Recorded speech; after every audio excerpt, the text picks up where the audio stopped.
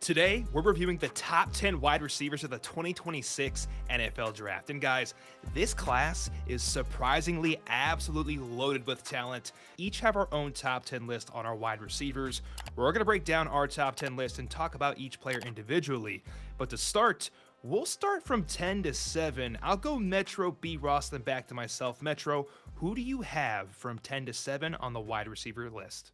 All right, so my 10 to 7. At number 10, I have Jacoby Lane. At number 9, I got Chris Bell. Number 8, Denzel Boston. And number 7, Elijah Surratt. B. Ross, what's yours? I have Denzel Boston at 10, Elijah Surratt at 9, Chris Bell at 8, Chris Brazel at 7. Perfect. And then at 10, I'm going to have CJ Daniels out of Miami. 9, Jeremy Bernard out of Bama. 8, we have Casey Concepcion out of Texas A&M. And then a 7, Mr. Jacoby Lane out of USC. Guys, I think it's only right because we only had one guy that was mentioned by himself, and that's going to be CJ Daniels. Is it okay if we start there first, Metro? Yes, go for it.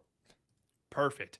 CJ Daniels, I am the one that have him ranked here in the top 10. You two have him ranked at about 13 on your list. You just can't see it behind the scenes. So let's talk about him for about 30 seconds and move along. CJ Daniels, he's 6'2, 205, a redshirt senior out of Miami. He transferred from LSU. When it comes to his game, he has excellent hands, big time playmaking ability with 100 spectacular catch. If you've seen his Notre Dame catch against Notre Dame, absolutely wicked. In summary, he's not the best athlete on the field, but he's got short area burst and explosiveness. And when the ball's in the air, he's probably coming down with it. His contested catch rate this year so far is 75%, with just below a 6 drop rate. I like what I've seen out of CJ. I think he finds a spot in the league and sticks around for a while on an NFL roster. And that's about all I got to say about him. So, anything else y'all would like to say about CJ before we move forward to Denzel Boston? No, I think there's some good qualities to him. I think top end speed's a bit of my biggest concern with him and just, the overall physicality of the game, I think he needs to work on as well. He just was slightly outside of my top 10. I definitely considered him, but just slightly missed it. I'm with you, Metro. I mean, like he has he has all the tools at the catch point, but it's everything in between where I think he lacks some quickness and burst to consistently separate versus NFL DBs. Well said, gentlemen. Well said. Now, let's pivot into the true top 10 of this list. We got Denzel Boston, who we're going to talk about next. He was ranked 5th for me, 8 for Metro, and 10 for Mr. Brandon Ross. I'm going to let Metro open this one up. Metro, you got him here ranked at 8. Denzel Boston, he is well sized, 6'4, 209. A lot of hype behind this guy. What do you see in him? Why will he work in the NFL? Yeah, so for each player, I have pros and cons listed on the screen, as you guys can see, but I also did a just sort of a brief description of the player to kind of give, the best of thoughts out there, some good, some bad with him. So for Denzel Boston, I said Denzel Boston is a former 3-star recruit who sat for 2 years, but he brings an NFL ready frame at 6'4, 209. I said he's strong at the catch point. When I wrote this, he had a 62.5 contested catch rate. Dependable with just a 2.9% drop rate and contributes as a solid blocker. Boston understands how to set up routes off the release, though his route running still lacks polish and variety, some nuance issues. He's a good, but not necessarily an explosive athlete who usually builds his speed gradually, but can be a little sluggish at the top of his routes. His play tends to dip against stronger competition, showing that there's still development needed in his overall refinement. So for his pros, size, catch point, release, and I think upside, I think he's a very talented player, but some cons, competition, usually when he goes up against better players, NFL caliber players, that's when the production usually dips a little bit. I think he lacks a little bit of some explosiveness and just overall nuance that can be developed in the NFL. B. Ross, what about you? Very well said, Metro. Honestly, love his frame, love his size, but it's the fact that he doesn't always play up to that size versus sometimes smaller corners. He gets knocked off routes a little too much for my liking for a guy with his frame. He does have the knack and the ability to separate at the top, even though he's not very quick or twitchy at coming out of breaks, but he does a good job of using his size and length in the red zone and on third downs. But it was just his inability versus smaller corners at times that kept me from pushing him higher. I see Yes. the frame and I see the size, and he's good in that intermediate to mid range where he can work over the middle of the field, work outside the numbers. Very versatile in that regard, but his lack of top end speed and his lack of ability to hold his ground versus corners who aren't afraid of him and his size kind of scared me off from putting him higher than 10.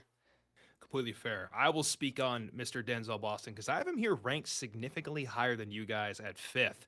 Now, gentlemen, if you ever get into not an argument, but a dispute against an former NFL scout, you're probably wrong. But here's my thoughts because film is subjective. Very much so. Oh man. So Denzel Boston, I truly do believe he moves very, very well. I know y'all said Yes. like didn't love the short area burst. I personally think he has it. You don't find many players that are 6'4", 210 and move that well. Now, you were correct. Against smaller corners, he doesn't always show off that size and truly dominate like he should. He's also kind of just a pup, so I'm not grading him too hard on that. I'm taking traits and upside for Denzel Boston, and that is pretty much it. That's why I have him here at fifth. So I Fair. love the ranking. I also love y'all's down to earth analysis, keeping me humble for sure. Y'all want to say anything else? Move on to our next wide receiver. I'm ready to move on. Let's Let's go. move forward, baby. We got Elijah Surratt, the Indiana wideout, and this guy's had a crazy year. He's been the Robin to Batman, as in Fernando Mendoza. It's been a fun one. Rankings wise, I have him at 11. Metro has him at 7, and B. Ross has him at 9. Metro opened the floor last time, so Mr. Brandon, I'll let you take it away with Elijah Surratt. Yeah, I mean, he's actually very similar to Boston to me. He's a big guy. He knows how to use his body, knows how to get open, in spite of some physical limitations at the top of the route. But what he does well is he's going to catch the ball. He has a big catch radius. He's aggressive at the catch point, and I put him higher than Boston because I thought he played to his size. Now where the issues lie is that guys again who have length and are just as quick or quicker than him can get in his body and can disrupt his routes very consistently. The last game versus UC versus UCLA. UCLA, Yeah. he struggled. Yeah. And like he struggled mightily because they were just as physical with him. Corners usually weren't. Like Oregon wasn't, and Illinois tried, but they weren't successful. So I think he's going to have a hard time separating versus NFL DBs because he's not a refined route runner like some other guys that we will talk about, and he struggles to consistently separate. So he's going to be a guy who will be interesting because teams are going to have to scheme him open early on because he's going to struggle to separate to me. Yeah, I think you nailed it for the most part. So I said for Elijah Surratt, he's 6'2", 210 pounds. I think he pairs, good, not great speed, with excellent body control, knowing how to use his speed to create some level of separation. Throttling up, throttling down. I see he has fluid hips. He stems routes effectively and knows how to use his size to box out defenders, which oftentimes he'll use to show late hands and the ability to make contested catches look easy. Surratt understands how to find spots in coverage and excels on 50-50 balls. While his long speed and overall explosiveness are just average, I think his technique and feel for the game usually stand out. Needs to develop as a route runner. Right now, he's not very nuanced and will struggle to get separation versus NFL corners if he cannot maximize his potential. But there's a lot of room for growth here. So for his pros, I said size, body control. He can win 50-50 balls. I think he has good hips. Cons, very limited athlete. Not a bad one by no means, but definitely not going to run like a 4.4 or anything like that.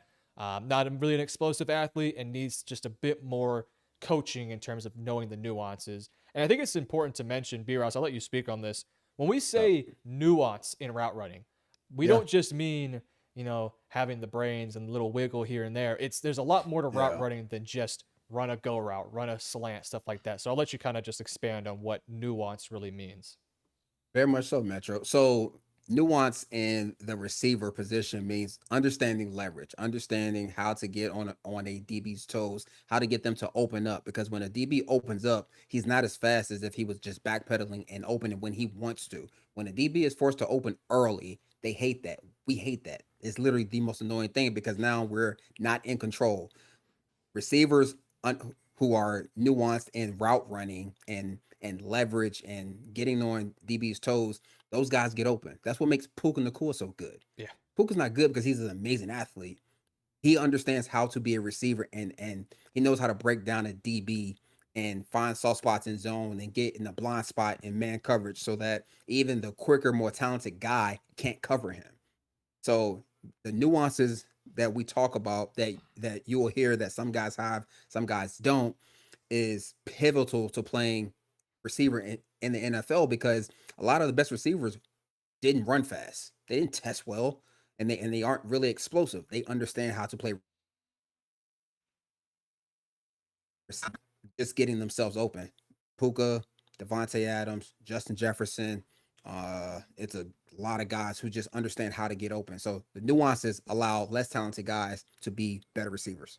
Yeah, for context, Devontae Adams ran a 4.56. So I mean, honestly, he ran slower than that, but that's another story. Inside story. that's He inside. ran way Oh, slower than he that. would know.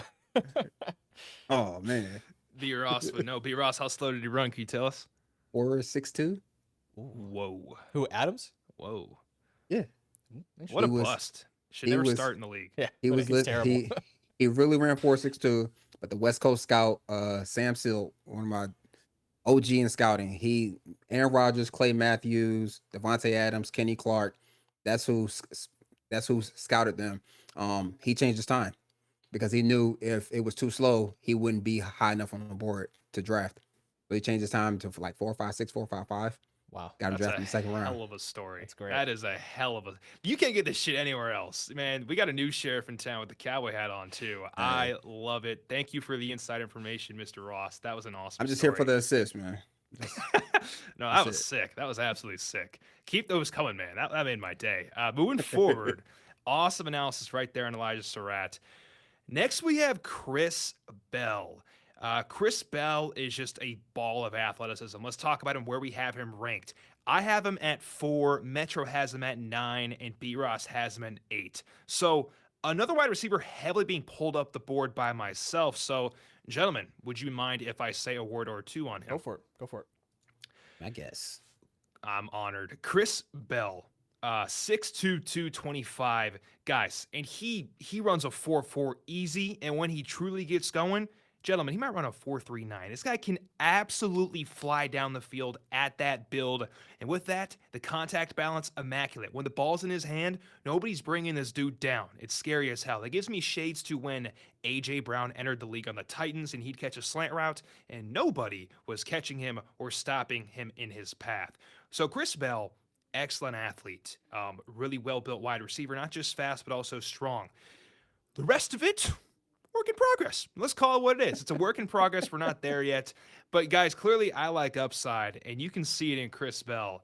I'm ready to take the swing on him. He could change the offense entirely if he hits. That's my thoughts. Guys, bring me back down to earth again. Why do you have him at 9 and 8, Metro? I'll let you kick it off. Yeah, when you look at Chris Bell, he's a very appealing looking receiver in terms of size and stature. So I said for Chris Bell, he's 6'2", around 220, 215 pounds, from Louisville. Jerseys are incredible. Watching Louisville tape, if I was a player, I would commit to Louisville for just the jerseys. But he brings an impressive blend of size, strength, and speed, which some people will estimate he's going to run around a 4.4 at 6'2", 220, which is very good. He can win 50-50 balls against smaller corners and uses his speed to beat the bigger ones, showing versatility and how he can create separation against all types of sizes and frames. I said Bell's strong frame and physical running style make him tough after the catch, and his solid releases allow him to stack defenders downfield. However, his route tree remains very limited, as most of his success comes on deep shots and simple routes. He lacks twitch and suddenness, and his ball tracking can be inconsistent, leaving room for refinement in the finer details of his game.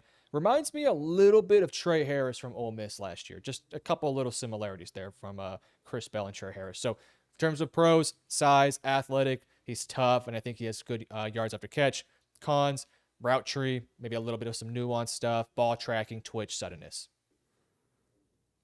Yeah, you're not wrong by any stretch, and that's why I wanted to put him higher because I see the athlete. Yeah. And I've done this It's before. enticing. I've done this before in Green Bay. It was like my first and second year of scouting with Laviska Shenault, 6'1", Ooh, 227. that's a he was a baller coming out of Colorado. On a bad team, he was productive. 1,000-yard receiver, like 300-400 yards rushing because they used him as a wildcat quarterback. Like he was that kind of guy. And I fell in love with that potential. Not seeing that that his inability to run the entire route tree at times and his injury history, and like he was Oh yeah. actually too big. He was too big for a receiver, and that's why he kept getting injured. So that's why I kind of had to put a ceiling on Chris Bell because I've been down this road before. But he's a good athlete with the ball in his hands. He does remind me of like an AJ Brown type who can create after the catch. More, I mean, also like a Demarius Thomas, Des Bryant, like guys who once they get the ball, they turn into running backs. Which, me personally, I love that. But at the same time, um, you have to be able to win at the top of the route, and I think his inability to start stop at times, just do it fluently, uh prohibits him from creating consistent separation. But he is a good football player. He just needs to go to the right team. He can't go somewhere where he's expected to be a guy early on. He needs to go somewhere where he's kind of buried and he works his way up, because if he's able to do that, then he's able to fine tune all the nuances as we talked about before, to use his athleticism to his fullest potential as a receiver, opposed to just being maybe a gadget guy or just a deep ball guy. Like he has so much potential, but that potential scares the hell out of me because I've seen it before. I I have missed on a guy like this. I gave LaVisca a big grade, loved him, thought he would be a good player, and he wasn't because of the same things that I see in Chris Bell. Hey, I mean, that's straight from the fire hose. Like that is from the source, from the truth. I love it, B Ross. Thank you for the insider analysis. From here, Absolutely. guys, y'all have any other comments on Chris Bell before we move forward? Because we've got a lot more rankings to get through. Fun player, Nope. but a lot of work on. Yes, absolutely. Let's do it. We want to call it the next three or the next four, Metro. What are you thinking? We'll do the next three. Next three. I'll go mine. We'll go Metro. Then we'll go B Ross. Mine first from 7 to, that's correct, 7 to about 4 or 6 to 3. 4. 6 to 4. Thank you, King. 6 to 4. I can't count. We have Jacoby Lane, Chris Brazel, Denzel Boston, and then, of course, I can't say him. Chris Bell, but you already know. Go ahead. All right, at my number 6, I got Chris Brazel. 5, I got KC Concepcion, and number 4, I got Jeremy Bernard. B Ross. At 6, I have Jeremy Bernard, 5, Jacoby Lane, and 4, Zachariah Branch. Very nice, gentlemen. Let's start with the USC wide receiver, Jacoby Lane. This guy puts people on posters, to say the least. Let's talk about the rankings. I have him at 7. Metro has him at 10. B. Ross has him here at 5. With the highest ranking, B. Ross, I want you to open the floor. Introduce us to Jacoby Lane, and I want to hear all about the prospect. Take it away. He has exceptional body control. His ability to go and maneuver, and essentially he becomes a high flyer basketball player when the ball's in the air. Um, he does have to become a better route runner, but his ability to find the voids in zone coverage and his ability to beat press consistently, and even if it's a guy on him, his ability to go up above the rim and win is why I put him at 5, because what he's good at, he's really good at. Like it's not too many guys in his class who can do it like him. But what he lacks, it's more so just how he's built and how he runs. Like it's just he's kind of limited. Like his ceiling is almost hit. So and his floor isn't that low either. I think he can be a really good 3 or a really good 4. Productive, never going to be a 1,500-yard guy, but if you're telling me he's bringing, 6 to low 1,000-yard seasons in every year, I could see that just based on the fact that he's going to be a problem, because in college you can bump guys all the way downfield. NFL, you can't touch guys. So now he's going to get free access to go win jump balls, that which he loves to do. So I think he has limited upside, but I do think there's a good football player here in the right situation. Yeah, I 100% agree with most of what you said. So I said for Jacoby Lane, he's 6'4", about 200 pounds.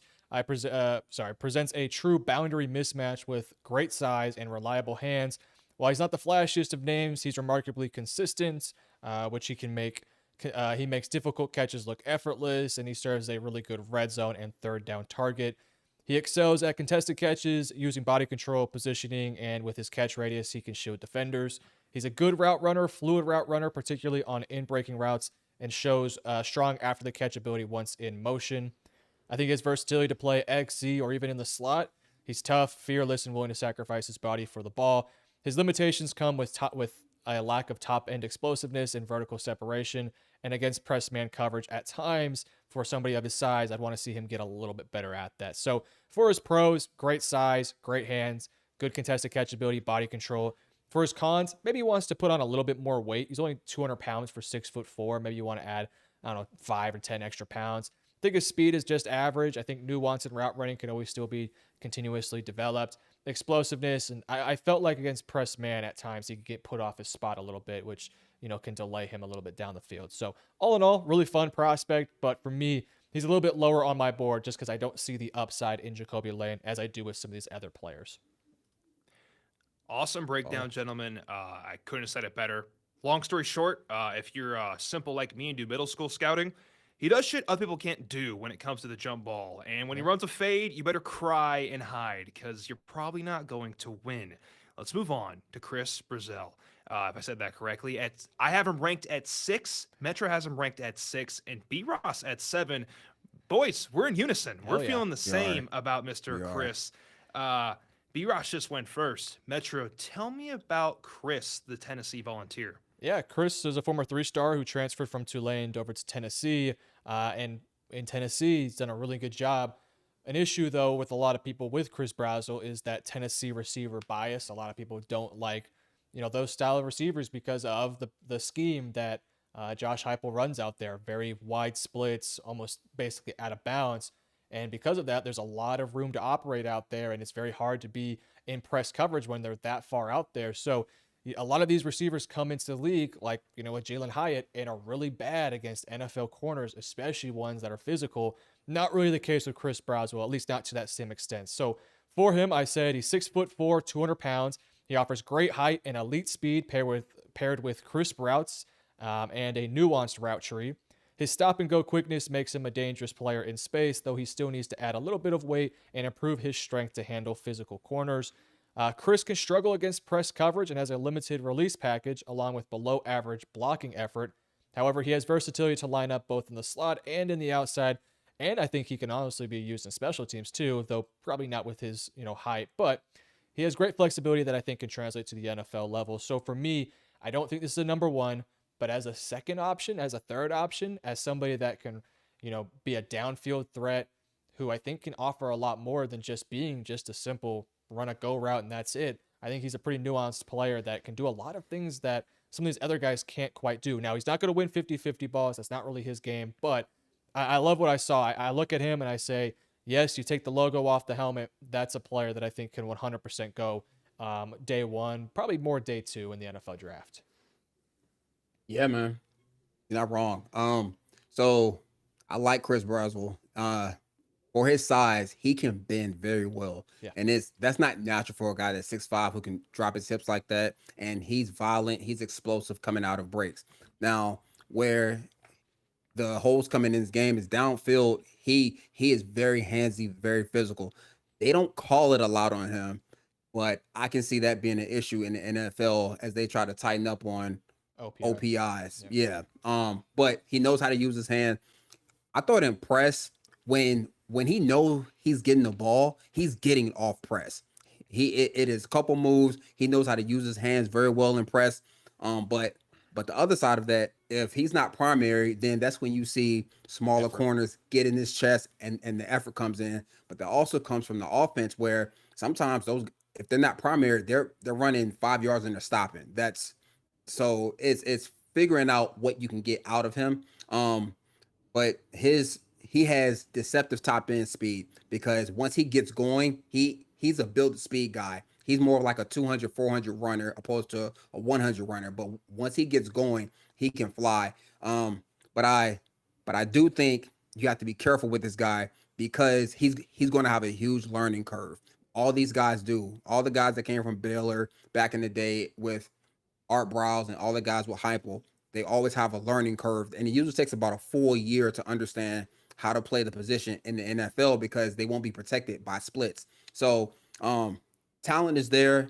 He's going to need to put on size. He's surprisingly strong, but it's usually when the ball is in the air, he can be knocked off, but not as bad as some other guys. So I like the player. Think he has a ton of upside because it can go either way. He has a high ceiling, low floor. Like it can go either way with him because of his size, his frame, and his overall ability. So it'll be very interesting to see him develop because again, he has to go somewhere where he's not needed for that first year. Chris Brazzell is a super unique player, and when you get a prospect like this, a lot of people don't know what to do with him, right? He's 6'5", 200, and moves well. What the hell are we talking about? So I'm gonna make us make a decision here. If you're in the third round and you need to draft an X wide receiver, are y'all personally taking Jacoby Lane or Chris Brazzell? What team? I'm taking. Yeah, that's a good question. What's the team? It just depends on the situation. But if I'm just at face value, I'm taking Brazel. Let's Because go I'm face value, just because I want to keep it basic. I just want to do player on player. oh, I would take. I would probably take Jacoby Lane. Cool. Each you give me a 30 seconds why, because I'm curious. I want to hear it. Go ahead, B. Ross. Just so I think he has a higher floor. So if I miss on him at the least, I think he's going to be a good four. He's always going to make my team, and he's going to have less of a learning curve coming from Lincoln Riley's offense when they actually do call plays and they don't play as fast and don't have the splits to rely on. So his learning curve is going to be relatively normal opposed to Chris Brazel, who they only play on one side. He only plays on the right side. So it's things like that where I'm just like, do I want to deal with that? And like some coaches do. Some coaches see the talent and say, screw it, give them to me. And then some coaches are like, we don't have time, or it's just not realistic. So me being who I am, I would go with the safer pick. Yeah, Good for shit, me, Metro. I like Brazel a little bit better because again, for me, it's the upside. I don't like receivers who I think can only be really good in certain situations. I think Lane is really good on third down and really good in the red zone. First, second down, when you're trying to work down the field, I don't know if you're going to be relying on Lane as much. He can win down the field, but against NFL corners who are going to be a lot more physical, especially off the line of scrimmage, I just don't know if he's going to be able to create that separation. And we've seen guys like a Keon Coleman, for example, who can make all the big plays, can make the 50-50 balls. He's not doing that consistently in the NFL. I don't know if Lane's going to be able to consistently do that in the NFL. Whereas with Brazel, at the bare minimum, I know I'm getting a really good high-end athlete that isn't somebody who rounds off his routes. He's very crisp, needs to be a bit more nuanced. And as B. Ross mentioned, he does push off quite a bit. But I think there's a nice base to work with to where, worst case scenario, I'm getting a really freakishly good athlete that has the upside to be really good. So I'm going a bit more on the overall upside to be a three down player compared to somebody who I don't know if he will be a three down player, at least on my team. Gentlemen, thank you for entertaining me. Let's go to our next wide receiver prospect. And this guy, out of all these wide receivers, has probably been playing, I'd say, top three, the best in the nation. He's been unreal. Jeremy Bernard of Alabama has had one hell of a year. Rankings wise, I have him at 9. Metro has him at 4, and then B Ross has him at 6. I forgot who I let intro Mr. Chris. I believe it was Metro. So B Ross, I would love to hear your thoughts on Jeremy Bernard. Listen, I love this dude's game.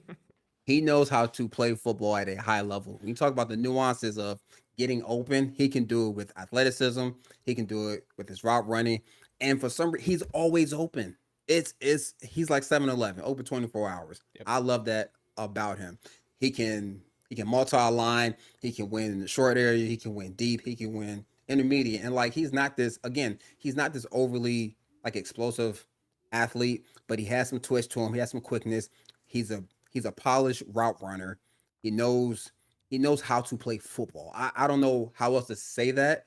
Just being a scout, just being who I am, like I would present him in the same way. He's a really good football player. And I think this is a guy who, again, he's going to have an easier transition in terms of going to the NFL, playing in the NFL offense because I think he comes in as a number 3 receiver. Some team wants him as their third right now, and then they're grooming him to be a number 2, a really good 2 next to a stud. And I think that's where he's going to excel. I think he's going to be on the track of a T Higgins.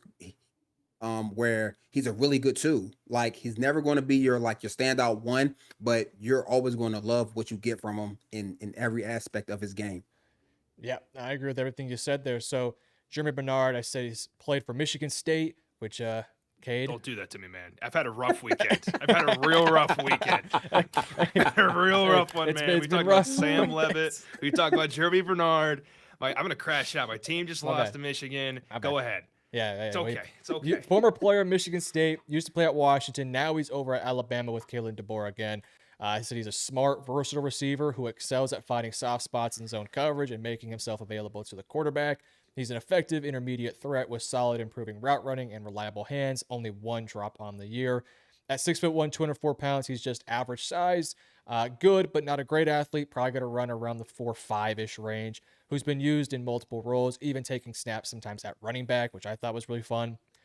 Bernard projects best as a slot receiver who can occasionally play on the outside, though I wouldn't call him a deep or a contested catch threat. His overall skill set and polish to the game reminds me a little bit of Emeka Egbuka coming out of college, who, in a lot of ways, you can basically take that exact same profile I talked about and say, Emeka Egbuka is very similar to this guy in terms of not the greatest athlete, probably going to run around a 4.5, not the biggest in terms of height or stature or weight, but he does everything at a very high level. One thing I will say, I thought Emeka was a better blocker than Jeremy Bernard. I wouldn't call Jeremy a bad blocker, but I wouldn't call him a great blocker. That all said, I 100% agree with B-Ross. I think he starts off as your third option. Let him develop, get comfortable in the NFL, and then once the contracts come up and your second receiver wants to get paid, Jeremy Bernard's the next guy up. I genuinely believe that you look at what happened with Emeka going over to Tampa Bay. He's going to be the number 2 for that team for several years, playing next to Mike Evans and Chris Godwin. And then eventually, when those guys retire, Emeka will probably be the number 1, or it'll just be a really freaking good number 2. I think a team that needs a third option at receiver is going to take a Jeremy Bernard, develop him for a year or two, and then long term, he'll be your second or even maybe your first option, depending on how much he develops. So I think very highly of Jeremy Bernard. If he goes round 1 or early round 2, I think that's a really good spot for him to go. He's just a very smart player. Love the analysis, gentlemen. Jeremy Bernard has been an excellent football player all year long. He deserves this praise. Thank you for the breakdown. Let's go on to a player we have here, Zachariah Branch on the list. I have him ranked at 12. Metro, I believe you. Where do you have him ranked? Confirm for me. I have Zachariah Branch down at 15. Cool. And then next, B. Ross. Dude, the spotlight is yours. This is your guy. You have him at 4. I want to hear it, man. Why do we love Mr. Branch? What are we seeing? Bring us to the insights. He is what football is trending towards. Positionless player. You can put him on the field and just get him the ball. And you can hand it off to him. You can give him a reverse. You can have him go deep. He is a shorter guy, but he's strong. He's not little. Yeah, he is strong. He's short. He's not little. Like there's a complete difference. And really, he's 5'10" and a half probably, which, in the grand scheme of things isn't really short when it comes to NFL receivers. But his strength, his contact balance as a runner, this is a Kyle Shanahan type guy. This is a Sean McVay type guy because they can do so much with him. Like they will get the creative juices flowing for a guy who can take the top off the defense vertically and open things up for your tight ends and maybe some of your slower receivers. And then if you just need a big play, you just put him back there to return punts, or you give him a toss sweep, you give him a reverse. I think his ability to literally, you have to know where he is on the field as soon as he comes on the field because he's going to run 4.3, and that kind of speed. When you're talking about game changing, he has game changing speed at the least. That's not including anything he does as a receiver. As a receiver, he does have to get better because he relies on his speed a lot. Yep. But with that being said, when you have speed, a coach will teach you how to play receiver because they can't coach speed. That's the rule. We can't coach speed. We can coach everything else. So I think he catches it well, has to get better as a route runner, understand when to use his speed, how to tempo routes, how to manipulate defenders with his speed. Because if he learns how to do that at a high level, he's going to be a problem because teams struggle with speed. Yeah, for me, I couldn't put him in my top 10 because I don't know Obviously he's a receiver, but I think he's more positionless. I think he is a special teams ace, and I think he will be used all on punt returns, kickoff returns, and there's value to that. I compare him more to Cavante Turpin than I do with like a Tyreek Hill, because Turpin, excellent returner, a special teams ace, but as a receiver, he may only get 25 catches for 300 yards for the Dallas Cowboys, right? So for my pros of Zachariah Branch, 100%, this guy is a freaky athlete, speed, explosiveness, yards after catch, and he has that versatility to play special teams. And if you're looking for a speed guy that can win downfield, you can put him in the slot, and he's going to win very often deep because he's just faster than everybody else. That all said, he's a little bit shorter. He's not going to win contested catches. He's not a good blocker. I think he's probably going to struggle to play on the outside against, more physical corners. So I think you're going to have to use him a bit more inside where he has a bit more space to get off the line of scrimmage. And he just doesn't have the nuance that I'm looking for right now. So as a developmental piece, if you can get this guy in the 4th round, develop him for a few years, let him play on special teams, let him use that vision to make explosive plays, on that side of the field, yeah, I'm down for it. But as a, putting him in my top 10, I just couldn't, it just didn't work out for me with my list, especially when there's other faster guys in my list that I feel are very more nuanced players at the receiver position. But man, Zachariah Branch is just lightning in a bottle. He is very fun. And again, he's more Cavante Turpin than Tyreek Hill, to me at least. Zachariah Branch, we can all agree, like Metro said, fun as hell to watch, lightning in a bottle. He will make your team more explosive without a doubt. Appreciate the breakdown, gentlemen. Even if you went against each other a little bit, we have a healthy relationship around here. We're willing to do that. We don't start any fights. I love it. Let's go on to our next wide receiver in this tier. We got KC Concepcion from Texas A&M. I have him ranked 8. Metro has him ranked 5. B. Ross has him ranked 11. And with that being said, Metro, you know the deal. You have him at 5 in the Big 5 in 2025. Where would you like him? Where would you like him? Please describe this prospect to me. Yeah, Casey Concepcion, obviously player at Texas A&M. There's a lot of really talented players at Texas A&M, and Concepcion, probably not the receiver 1 on that team, but definitely receiver 2 and a really good one. 5'11", 190 pounds, explosive outside runner with good speed and excellent playmaking ability in open space, generating very good yards after catch. He's crafty, and I say for a route runner, he's fairly nuanced with reliable hands, though he has shown in a couple drops on film that you definitely want to see get cleaned up. He's versatile, contributing all over the field and excelling on special teams. He's just an average-sized athlete who would benefit from adding a little bit more strength, and he can struggle off the release against more physical corners. He's a limited blocker, but his skill set makes him a dynamic multi-purpose weapon. So for his pros, explosive, yards after catch, versatility, and I think as a route runner, he's pretty crisp with his routes, albeit I don't know if he's like the most nuanced intermediate route runner, but as a short technician, I think he's really good in the short and definitely down the field. In terms of the cons, his size profile, not the biggest guy, very much he looks like a Texas A&M receiver, which A&M very often gets these, shorter, scrawnier Evan Stewart like receivers. If you're an Oregon fan, you guys know Evan Stewart. But I do think strength is an issue for him. I do think the drops can be an issue, and that's the number one thing as a receiver. If you can't catch the football, that's a cardinal sin. And blocking because of his size is always going to be an issue. So I was a big fan of him. I think with what B. Ross sees in Zachariah Branch, there's a couple of things that I can draw parallel here with KC, where I think KC can contribute on special teams, can be used as a guy in the slot, even play a bit on the outside, and use that speed. But unlike, at least in my opinion, Branch, I think Concepcion brings a bit more nuance to that style of a weapon and gadget player. B. Ross, what are your thoughts on Mr. Yeah, KC? you're not wrong, Metro. Just for me, it was the drops. Like I've seen how Yeah. that translate in the NFL from guys who struggle catching it in college, and like once I kind of see that you put the ball on the ground, um, and like I was with Aaron for a lot of my career. If the quarterback doesn't trust you to catch the ball, Aaron Rodgers. yes, Aaron. AR-12. Yep. Um, if the quarterback can't trust you to catch the ball, that relationship is going to be fractured, or and his hands didn't concern me in like in its totality, but it was just like when and how those drops happen. And it's, he frames the ball well. He plays bigger than what he is at the catch point. But he does lack some functional strength as a route runner when guys are able to Get their be in hands his on him. body. Yeah, when they're playing press. But what I did love about him was his yak after the catch. Like he can turn nothing into something.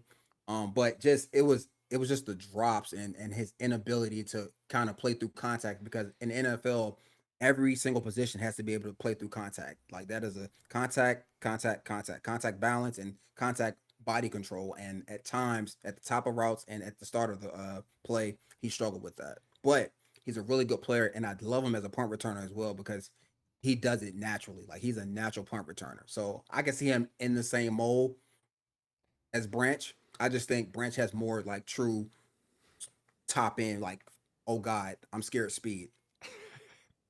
Yeah, by the way, A&M Awesome. has a dude named Mario Craver. We're gonna Oh be talking my about him next year. goodness. Next year. Oh my goodness. Don't Stud. get me started. Yeah. Well, thank you, gentlemen. I clearly we each have our like guys here. Casey's looking like Metro. Zachariah Branch is looking like B Ross's. Now it's time for the top three. I'll rip off mine, Metro rip off his, then B Ross will clean it up. Cade, what are your rankings? At 3, I have Makai Lemon. 2, Carnell Tate, and then 1, oh, you already know, Jordan Tyson. Metro, what you got? I got the same as you. 3 Makai Lemon, 2 Carnell Tate, 1 Jordan Tyson. I have a different list than these guys. I have 3 Jordan Tyson, 2 Carnell Tate, 1 Makai Lemon. All right, boys. We can all agree before we get into this heated argument that these receivers are unreal and truly they have made this class special. They have lifted up the stock without a doubt. These are all blue chip players. Now, let's talk about Carnell Tate first. We have them all ranked second.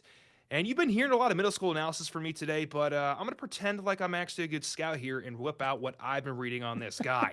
So, Carnell Tate. He's 6'3", 195. He's a smooth assassin NFL X wide receiver. He is an excellent release package in his stems when he's being pressed. Great route running and super savvy and gets solid getting in and out of breaks. And then when the ball's in the air, guys, he extends with his hands to make those catches. He is phenomenal along the sideline, toe drag swag out the ass. And then when it's a contested catch ball and the ball's in the air, it's his. It currently is 90-10 on the year, not a 50-50 ball, and 90-10 is an actual stat for contested catch balls. He's played amazing. I think he's a top 10 pick. Wherever he slides, we'll be so happy that he's there. That's my thoughts. What about y'all? I'll let B Ross go first. Yeah, this dude, like, part of me, I almost put him at 1. I was so close to putting him at 1, because I think he's so well rounded. But yeah, his ability to win the jump ball on a consistent basis, those aren't 50-50 balls. Those are 90-10s, 80-20s. He is coming down with the ball. He has deceptive long speed. He knows how to build up his speed, slow it down. He knows how to manipulate DBs and man coverage like few others can in this class. And I rarely see the ball touch the ground. He is short-handed as anyone in this class. He's very confident in his hands, because even when he goes up for the ball, he doesn't use his body. He is plucking the ball out of the air. He's a precise route runner who understands how to attack leverages, how to get DBs to open early. Which I told y'all, that is a pet peeve of every DB, and he mastered it. He knows how to do it like no other. So I was a real big fan. I was really close to putting him at 1, but the guy I have at 1 I think is a little bit better. But the only thing I saw that I wanted to see more of was just Yak. Like, I thought when he caught the ball, he wasn't a guy Yep. looking to get more yards. If he's not clean and running, he's either getting down or he's working towards out of bounds. That was the only thing that kind of held me back from putting him at 1. Yeah, I think you nailed it basically. So Carnell Tate, former 5-star recruit. He was been in a room next to Mekik Buka and Marvin Harrison Jr. Now he's developing into that number 2. Obviously, Jeremiah Smith is the number 1, and we'll talk about him also next year. Next year's receiver class looks really good with Craver and obviously Jeremiah Smith, which is the big name. But at 6'3", 195 pounds, he offers strong length and a very large catch radius. He's got very long arms. with reliable hands, which has 0 drops in 2025. Tate thrives on deep routes and contested catches, boasting a 90.9 contested catch rate, and has shown excellent body control and polish in his routes, which is very much what you see from a lot of Ohio State receivers nowadays. He's a smooth, fluid route runner who can threaten all levels of the field, though he does lack a little bit of twitch and suddenness in his movement. That's something that has gotten better year in and year out, and I'm not too concerned about it. He's an average athlete with very limited yards after catch ability, and he probably needs to add on about 5 to 10 pounds of just a little bit of extra weight to his body. Because at 6'3", 190, you probably want to be a bit more like that 200 range. So refining his quickness and explosiveness and just sort of unlocking this yak ability that he probably can get. He just needs to be a bit more determined to fix it.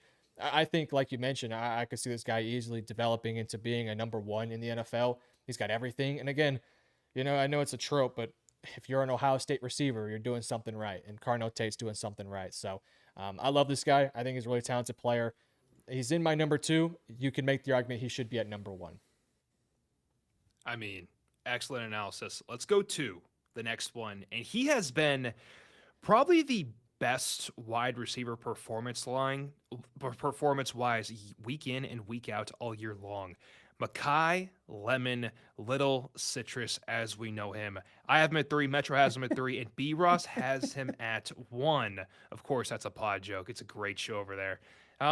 B. Ross, you have this guy at 1, and for damn good reason. I want to give you the floor. Pretend I don't know anything about Makai Lemon, and you're introducing him to me for the first time. What would you say to a man like myself?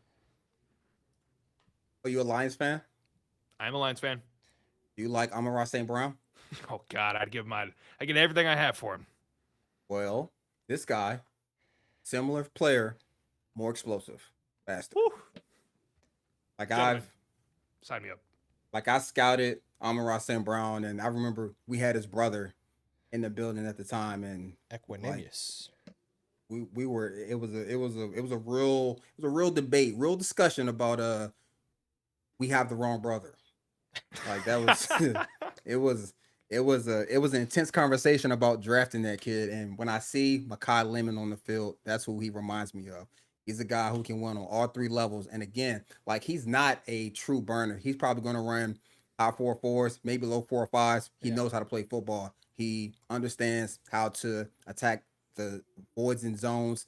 He's a good route runner in the short to intermediate area when it comes to getting open. Like guys have a tough time staying on his body. He can create after the catch because he is strong. Like when I emphasize contact, balance, and playing through contact, he does it better than anybody in this class. The only guy who does it better comes out next year and goes to Ohio State. That's the only guy who plays through contact better than him. And he's 2 or 3 inches taller and 20 pounds bigger. When you talk about someone who can win a multitude of ways, he can do that. He knows how to use his strength. He knows how to use route running. And then at times he just runs away from guys because he's deceptively fast. He's fast. You just don't always see it because the way he's built. Like he's kind of bigger for a smaller receiver. But I think this guy has everything you look for. He has strong hands. To me, he is a quarterback's favorite target because he's always going to get open and he's always going to catch the ball. He knows how to secure the catch. Again, I literally watched him last week. Text one of my best friends, works for the Patriots, and said, "Have you watched Makai Lemon?" He said, "Amon-Ra St. Brown 2.0." Before I even said anything. And me and him, we do agree. Most times, sometimes we don't see eye to eye at all. But on this one, I said, I just wrote that down. I literally said the same thing, and that's who I see. Not just because they went to USC, but the build, the play style, very similar to Amon-Ra St. Brown, and he is a game changer in this league. So I don't see a difference right now. Yeah. I said Makai Lemon's 5'11", 190 pounds. He's an explosive athlete with elite change of direction and lateral agility. He gets off the line with quickness and precision. He has advanced route running technique and strong nuance in order to create separation. He consistently can find the soft spot in zone and displays excellent ball tracking with late hands. He's only dropped 1 pass on the season. Despite not being the biggest of guys, he competes well in contested situation. Though sometimes against really physical press coverage guys, at times, and it's very sort of nitpicky, he will struggle a little bit against them. Yep. But he does have, as B. Ross mentioned, he is a very strong player for his size. and he's hard to bring down. My one complaint, this is the only thing that I actually have a big complaint about. He doesn't block really well at all, and for somebody his size, you kind of expect that. So that is one of Yeah. the limitations with him, but he's got versatility and polish that's going to make him a dynamic weapon across multiple receiver roles, and you kind of nailed it. I mean, it's easy pickings to call him Amon-Ra, but that's going to be his role in the NFL. Somebody that can play on the slot, a nasty physical player that is going to chirp a little bit, going to make plays down the field. You give him a lane to run through, he's going to run. And he may not be a 4-3 guy, but I'm telling you, Mekhi Lemon might be faster on the field than some of these dudes that actually do run 4-3s. He has that explosiveness and that second level he can hit. When he finds a blade of grass down the field, he will make a guy miss, and he's going to run 40 yards down the field, and that will translate to the NFL, kind of like how it did with Amon-Ra St. Brown. I mean, you're going to see the comparison to Amon-Ra, and rightfully so. This is a really, really good player that's going to translate well to the NFL, and as long as you don't expect him to be this outside Jamar Chase, AJ Brown-like player, he's not that. But if you expect him to be more like a CeeDee Lamb, Amon-Ra, like that's what Mekhi Lemon is. Mekhi Lemon feels in the same way, not comp exactly, but the safety we felt in Emeka Egbuka last year, we're like, oh, yeah, of course he's going to be a good NFL wide receiver. We feel that way about Mekhi Lemon, at least I do personally. It seems like y'all do as well with the comps you've given. He's going to make some GM sleep so well after night one. He's going to be a first-round pick. Yeah. Let's move on to our final wide receiver on the board. This is the big 101 for two of us, and then for B. Rossi has him at 3, Jordan Tyson. As I mentioned before, I have him at 1. Metro has him at 1. B. Ross has him at 3. Ooh-wee. I will yap real quick and then hand it off to my friends. Jordan Tyson is my favorite build of an NFL wide receiver. 6'2" and explosive as hell. He is shifty and consistently putting DBs in awkward situations. He is also super acrobatic and can adjust to any misplaced throw in the air. Surprisingly, they use him a ton in motion and a chip in the blocking game, which I did not expect out of a wide receiver like this, but he gets nasty and puts his face in the fan. I love this guy. I think he is everything you want in a wide receiver 1, and thus I have him as my player 2 in this class. I'm obsessed, but I've said all my highlights. I'll hand it off to y'all. What do y'all think? Yeah, I love Jordan Tyson. I'll talk because he's my number 1 as well. 6'2", 200 pounds, and you mentioned it. This is a very explosive and twitchy athlete. And an issue we had with him last year, coming into this year, that some people had major concerns with was, does he have the play strength? You know, can he get off of press? And so far this year, he's been able to do so. His play strength has really improved, and his speed has just gotten better. He's got elite ball tracking with nuanced route running, knowing how to use tempo, head fakes, and different sort of route selling maneuvers to create separation. Tyson has elite releases and runs dig routes better than anyone in this class, showing the ability to work effectively against physical corners through press coverage. Can occasionally slow him down. Versatile across the field. He's lowered his drop rate and continues to refine his craft. Some minor concerns, including adding a bit more weight to him. I noticed in some of the routes, a lot of the digs, he does round his routes a little bit rather than be really crisp with it. And he does have a history of some minor injuries. So those are some major concerns with Jordan Tyson. But all in all, you kind of mentioned, okay, this is the prototypical receiver in the NFL. He may not be 6'5", but he's 6'2", solid ass athlete, crisp route runner. He just gets it. That's my thing about Jordan Tyson. With Mekhi Lemon, he just gets it. Jordan Tyson, he just gets it. Carnell Tate, he gets it. Carnell Tate, he would be my number 1 if he just had a bit more yak to him. Mekhi Lemon would be my number 1 if he had a bit more of a size element to him. Tyson has that ability to do everything that every single one of these guys can do, but he has the size and he has the speed. He just has really nothing to his game that I'm really concerned about. He has wide receiver 1, written all over him. Yeah, I don't disagree with you guys. I had him at 3 off the fact that 1, he does have a injury history, and like as a scout, I always have to put it in the back of my head, like why, how, Yeah. and it's just how he's built, right? But when you talking about smooth, he's sudden. This dude, he looks like a basketball player, like a point guard with the ball in his hand when he Yeah. runs routes. It's so just effortless and just smooth. He has loose hip. He's fluid. He understands how to run a route, and to your point, he just gets it. He understands how to do it. He does run off his breaks a little bit, but some of that could be by design, just in terms of rolling into a route opposed to like actually breaking down. But he can do both. He has some twitch and quickness at the top of routes that allows him to separate with like a great distance. My thing with him was at times he like I don't like guys who and like Makai, Tate, and Tyson, they all do it a little bit. When they get pressed, they kind of look surprised, like they don't have a plan. Like to me, when a receiver, a DM pass rushing, a tackle pass blocking, you should always have a plan of attack. You should have an initial plan plus a counter. And sometimes Tyson just doesn't have a plan. Like he's just out there just running around, and like he can get away with it because he does a good job of using his hands. He knows how to use his hands, but he does have to get stronger to consistently play through contact. But he is a hell of a player who can be as good as he wants to be. And the fact that at that program they emphasize no block, no rock, it shows up on tape. His physicality shows up on tape. Now it can work against him at the next level due to his frame, but as he gets bigger, gets stronger, he's going to be a pretty good football player. I can see him coming in early as a 2 and immediately being a 1, because he does have that skill set. It's but you're talking about just the overall, just like 3 hell of a players though. Like I mean, what are we talking about? We are nitpicking at best. It's close your eyes and pick one. Yep. Gentlemen, any final thoughts on Jordan Tyson? Because I have an intriguing question if you do not. Go for it. I have a question. Hit it. Where do you think the best fit for him is? Mm. Right now, let's say top 10. Because I think he's going top 10. Top 12, somewhere in there. You know what? I don't think Not Tennessee's Detroit. a good fit for him. I don't think Tennessee's a good fit. I think Miami, but I just don't know who their head coach is going to be after this year.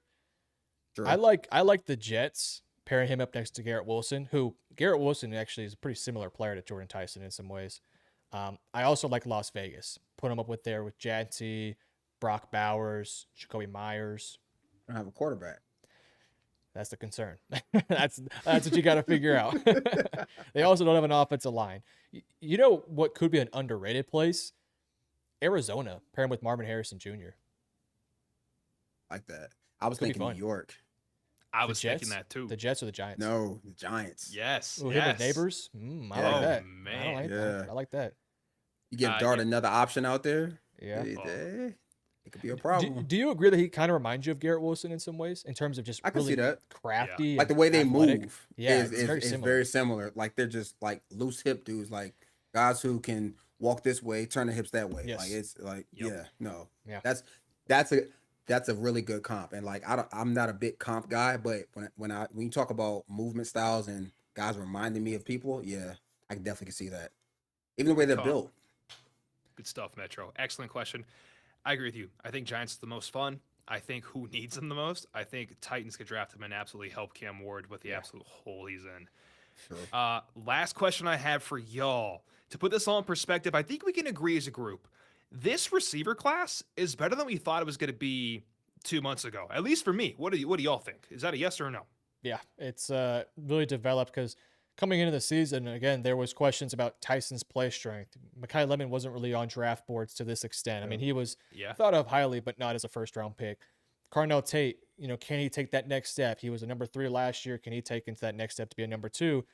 Guys like Zachariah Branch, can he take a step as a route runner? Denzel Boston, like all these guys had questions, and it was just a matter of can they take that next step? And for some they have, for others they haven't.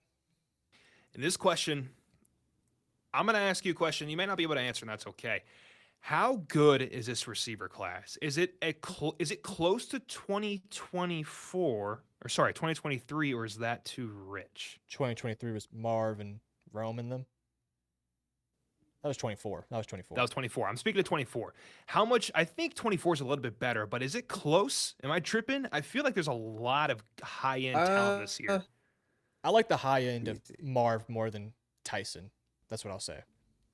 I just think Marv's in a terrible this situation. I think this class has more Depth. talent throughout the like that 24 class was good from Brian Thomas, Malik Neighbors, Marvin Harrison, Roma Dunze. Like they were top heavy, but I Mhm. think once you go into like the third, fourth round, it'll be some like second, first round talents probably just sitting there because teams have a bunch of other needs. But this 24 class is really good though. Oof. Yeah, like I mean, Xavier Worthy was a really good prospect, but if we were to put Worthy as a prospect into this class, I think there would be a couple players that would go ahead of him compared to that year where he was what, the fourth receiver off the board. So Fourth or fifth. yeah, But I mean then that draft was really good too. ah, There was Lad McConkey, Adonai Mitchell, Mitchell, Ricky yeah, Pearsall, so on and so forth. I mean, there's some yeah. really, it's a really good class. I would probably still lean 2024 over this one because I think Marvin is a better player than Makai. I think Malik is I probably think better than yeah. About those to guys. say Roma like the top Dunze's, four guys are yeah, better than these top four. I Like agree. Malik is one in this class, Marvin's one in this class, Roma Doomsday probably is one in this class. Brian Thomas might be one in this class. You know what I mean? Like Yeah, those I mean, guys. I think he'd be 3 for me. I like Tate and Tyson more than him Then Brian Thomas, shit, not out of LSU. as a That was a prospect. To me, I was not very high on Brian Thomas. oh, I was. That was it. I wrote him and Malik Neighbors at the same time. I Fair. watched I watched them. It was just like, oh yeah, They're don't special. overthink this. Don't overthink it. Yeah, Thank It- y'all. it's a shame Yeah. that some of these players went to like terrible situations. Like Bad teams. Oh my god. Marvin, Arizona is a terrible fit. Him and Kyler have Yep. no chemistry. Brian Thomas with Trevor Nope. Lawrence is terrible. No Adonai chemistry. Mitchell for the Colts is just not a good spot for him. Like a lot of these players are really good, but they need to go somewhere else. Yeah, for sure. Thank you all for entertaining me. So if that class in 2024 is a 10, let's say this is like an 8. Is that fair? 8.5? Yeah, 8 or 9. pretty It's really good. Really freaking good. If you need a receiver, it's a great year to need a receiver. What do you think, B. Ross?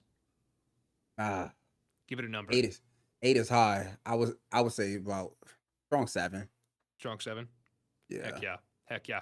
Without a doubt, thank y'all for joining us on this exercise. This was awesome. It's fun to kind of not argue, but like discuss this against each other because we can actually see, and I'm slowly reevaluating. I'm like, well, yeah, why do I have him higher than him? Or why do I have him lower than him? It's fun. It's good. It's always a great exercise. And especially with this kind of class, guys, this class is loaded, like we just mentioned. It's a fun one. Who is your favorite prospect of the top 10 wide receivers we mentioned today? Drop it in the comments below. If you enjoyed this video, drop a like because it helps the algorithm out a ton. Thank you very much. We're on the road to 1K and it starts with y'all. Go subscribe down below. Thank you very much. We love and appreciate you guys more than you know. B. Ross, thank you for being on the show. We appreciate you, sir. And Metro, get Thanks for us, having me. always, dude, get us out of here. Appreciate you guys for watching. Hit that like and subscribe button. Peace out.